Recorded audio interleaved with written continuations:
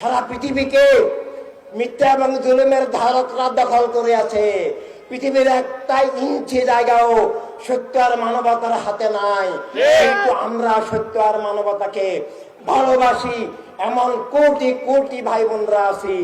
কিন্তু এই কোটি কোটি ভাই বোনের কোনো মূল্য নাই, কারণ আমরা বিচ্ছিন্ন, আমরা ঐক্যবদ্ধ নই, আমরা মানবতার রাজনীতির মধ্যে নাই, মানবতার রাষ্ট্রের লক্ষ্যে আমরা বিপ্লবী কাফেলায় নাই।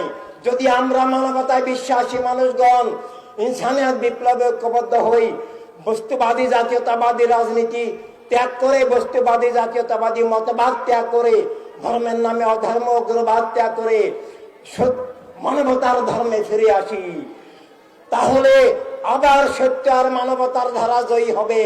পৃথিবী থেকে খুন জুলুম অবিচার দূর হবে। সব মানুষের অধিকার, স্বাধীনতা, ইজ্জত, নিরাপত্তা কায়েম হবে।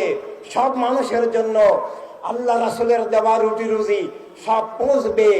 সব বৈষম্য, বিভেদ, হিংসা, বিদ্বেষ, যুদ্ধ বিগ্রহ দূর হবে। শান্তি আর মানবতার কল্যাণের দুনিয়া আবার তৈরি হবে। আর সেজন্যই আমাদের জীবন আমাদেরকে বুঝতে হবে। এই জন্য মিথ্যা এবং জুলুমের কাঠামো ভেঙে, মিথ্যা এবং জুলুমের রাষ্ট্র ব্যবস্থা দূর করে, মিথ্যা এবং জুলুমের অপরাজনীতি দূর করে আবার মানবতার রাজনীতি দুনিয়ায় আনতে হবে।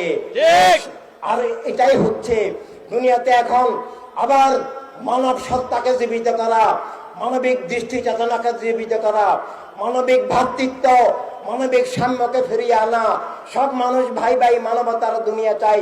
এই লক্ষ্যে মানবতার দুনিয়া, মানবতার রাষ্ট্রের লক্ষ্যে মানবতার রাজনীতি গড়ে তোলা, এটাই হচ্ছে এই মুহূর্তে দিন মিল্লাত মানবতাকে রক্ষার জন্য সবচেয়ে বড় ইবাদত, আল্লাহ রাসূলের সবচেয়ে বড় প্রেম, আসল প্রেম।